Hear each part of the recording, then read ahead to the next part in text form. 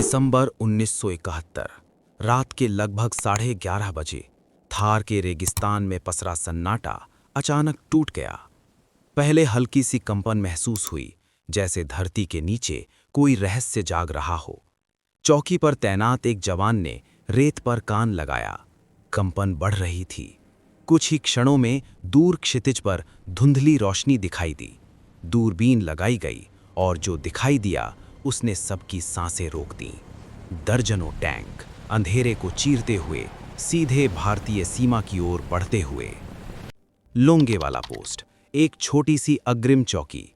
यहां तैनात थे लगभग 120 भारतीय सैनिक, जिनकी कमान संभाल रहे थे मेजर कुलदीप सिंह चांदपुरी।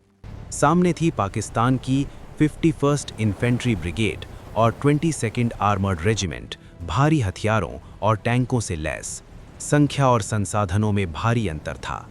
उस क्षण किसी ने कल्पना भी नहीं की होगी कि ये छोटी सी चौकी इतिहास की सबसे प्रेरणादायक सैन्य घटनाओं में दर्ज होने जा रही है।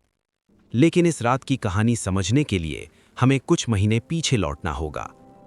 1971 की शुरुआत में पूर्वी पाकिस्तान में राजनीतिक संकट गहराता जा रहा था। दिसंबर 1970 के आम चुनावों में शेख मुजीबुर रहमान की आवामी लीग को स्पष्ट बहुमत मिला, परंतु सत्ता हस्तांतरण टाल दिया गया। 25 मार्च 1971 को पाकिस्तानी सेना ने ऑपरेशन सर्चलाइट शुरू किया। पूर्वी पाकिस्तान में दमन, हत्याएं और अत्याचार हुए। लाखों लोग जान बचाकर भारत की ओर भागे। अनुमान है कि लगभग 10 करोड़ शरणार्थी भारत पहुंचे। सीमावर्ती राज्यों पर भारी दबाव पड़ा। भारत के सामने मानवीय, आर्थिक और सुरक्षा तीनों प्रकार की चुनौतियां खड़ी थीं। भारत ने कूटनीतिक प्रयास किए, परंतु स्थिति बिगड़ती गई। अंततः 3 दिसंबर 1971 की शाम पाकिस्तान ने पश्चिमी मोर्चे पर भारतीय वायुसेना के कई एयरबेस पर हमला किया। युद्ध आधिकारिक रूप से शुरू हो चुका था। पश्चिमी मोर्चे पर पाकिस्तान की रणनीति थी कि वो तेजी से राजस्थान क्षेत्र में आगे बढ़े, भारतीय रक्षा पंक्ति को तोड़े और महत्वपूर्ण शहरों की ओर दबाव बनाए। लोंगेवाला पोस्ट इसी रणनीतिक मार्ग पर स्थित थी। ये चौकी छोटी थी, संसाधन सीमित थे। 23rd पंजाब रेजिमेंट की एक कंपनी यहां तैनात थी। उनके पास कुछ राइफलें, machine gun, 10.6 millimetre recoilless gun और सीमित एंटी टैंक माइनें थीं। 4 दिसंबर की रात जब टैंकों की आवाज सुनी गई तो मेजर चांदपुरी को तुरंत स्थिति की गंभीरता समझ में आ गई। रेडियो पर उच्च कमान से संपर्क किया गया। विकल्प स्पष्ट था, पोस्ट खाली कर पीछे हटना या डटे रहना। सहायता सुबह से पहले संभव नहीं थी, निर्णय तत्काल लेना था। मेजर चांदपुरी ने अपने जवानों को इकट्ठा किया। उन्होंने कहा कि हम यहां से पीछे नहीं हटेंगे, ये पोस्ट नहीं छोड़ी जाएगी। ये निर्णय केवल रणनीतिक नहीं, मनोबल का था।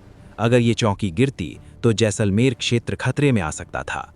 पाकिस्तानी टैंक अंधेरे में आगे बढ़े, लेकिन रेगिस्तान की रेत उनके लिए चुनौती बन गई। भारी टैंक कई जगह धंसने लगे, मार्ग स्पष्ट नहीं था। भारतीय सैनिकों ने पहले से कुछ माइनें बिछाई थीं।